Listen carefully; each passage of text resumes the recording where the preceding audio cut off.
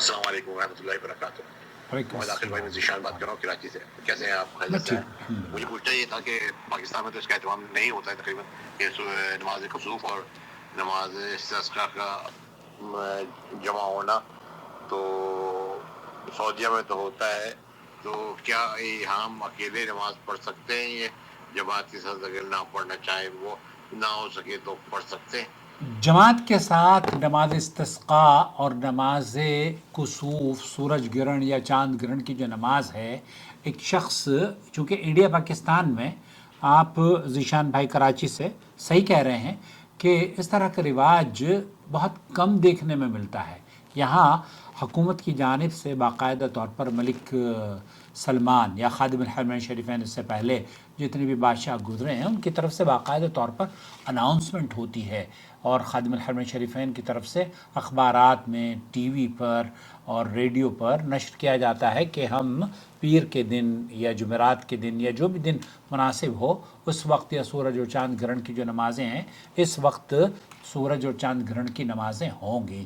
مساجد میں باقاعدہ طور پر لوگ جمع ہوتے ہیں، اور وہ منظر آپ نے دیکھا ہوگا نماز استسقاء میں سنت کے مطابق اپنی چادروں کو الٹا کر کے امام حرم آپ کے سامنے ایک ایسا منظر پیش کرتے ہیں کہ جس کی نظیر انڈیا پاکستان میں تو دیکھنے کو نہیں ملتی.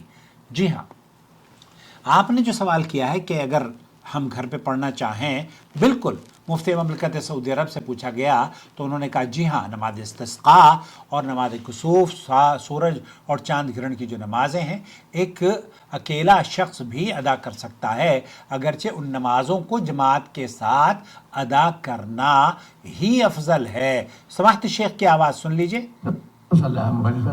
ان صلی منفردن فلا باس، اگر ایک شخص اکیلے نماز پڑھتا ہے فلا باس، ولكن المشروع يصلي مع الجماعة، جماعة مع الناس في المساجد.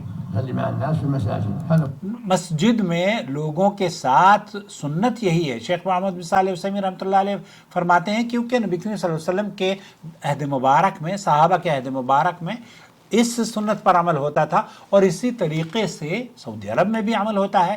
لیکن اللہ کرے کہ یہ ماحول انڈیا پاکستان میں ہو تو آپ اپنی مساجد میں یہ اہتمام کریں.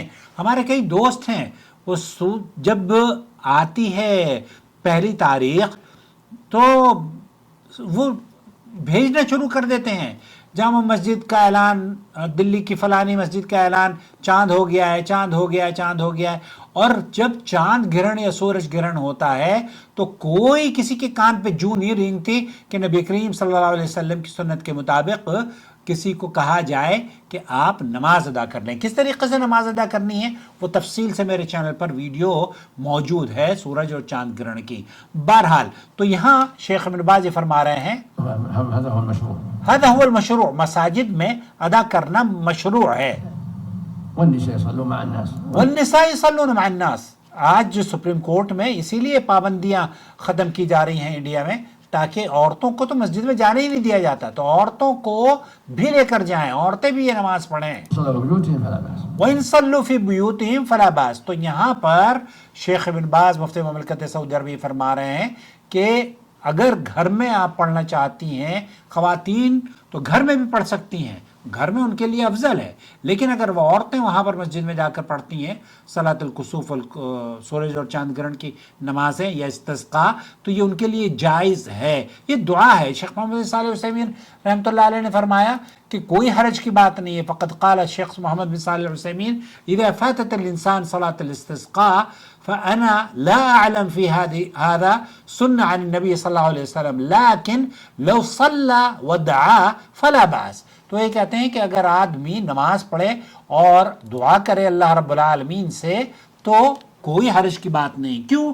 کیونکہ اللہ کے رسول صلی اللہ علیہ وسلم نے فرمایا فَإِذَا رَأَيْتُمُوهَا فَصَلُّوا وَادْعُوا اللَّهَ. جب تم سورج یا چاند گرہن دیکھو تو نماز پڑھو اور اللہ سے دعا کرو. صحیح بخاری اور مسلم میں یہ حدیث موجود ہے، اور اس میں نماز کا حکم ہے. اس میں جماعت کی کوئی شرط نہیں ہے، لیکن نبی کریم صلی اللہ علیہ وسلم کے عہد مبارک میں اور صحابہ کے دور میں آج تک مساجد میں اس پر عمل ہوتا رہا ہے. شیخ ابن باز بھی یہ کہتے ہیں کہ صلاۃ الکسوف منفردا ان صلاها منفردا فلا باس ولكن المشروع يصلي جماعة مع الناس في المساجد. اگر کوئی اکیلے نماز پڑھتا ہے کسوف کی استسقاء کی کوئی حرج کی بات نہیں ہے، لیکن مشروع اور افضل یہ ہے کہ وہ نماز مسجد میں جماعت سے ادا کرے. اسی طرح شیخ محمد بن صالح العثیمین کہتے ہیں کہ نماز کسوف کے متعلق پوچھا گیا کہ اگر کسی نے بعد جماعت فوت ہو جائے یا کوئی پڑھتا ہی نہ ہو تو کیا وہ اکیلا نماز اپنے گھر میں ادا کر سکتا ہے؟ اور خواتین تو انہوں نے کہا اگر ابھی گرہن باقی ہو تو وہ اکیلا بھی اسی طرح نماز ادا کرے جیسے امام مسجد میں کرتا ہے. یہ شرط ہے کہ آپ سورج گرہن کی نماز اسی وقت ہوتی ہے جب کہ سورج گرہن ہو رہا ہو. تو شیخ بن باز شیخ عثیمین دونوں کے فتاویٰ اس بات کی دلیل ہے کہ نماز کسوف اکیلا شخص ادا کر سکتا ہے.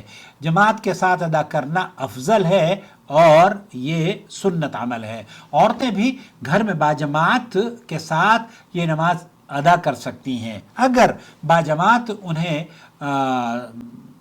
کرنے کا موقع نہ ملے تو وہ منفرد اکیلے بھی ادا کر سکتی ہیں. اسی طرح نماز استسقاء میں بھی اصل سنت اجتماع اور اجتماعی دعا اور نماز ہے، لیکن اگر کوئی شخص اکیلا اللہ تعالیٰ کے سامنے عاجزی، توبہ اور بارش کی دعا کے ساتھ نماز ادا کرے تو یہ جائز ہے. کیوں؟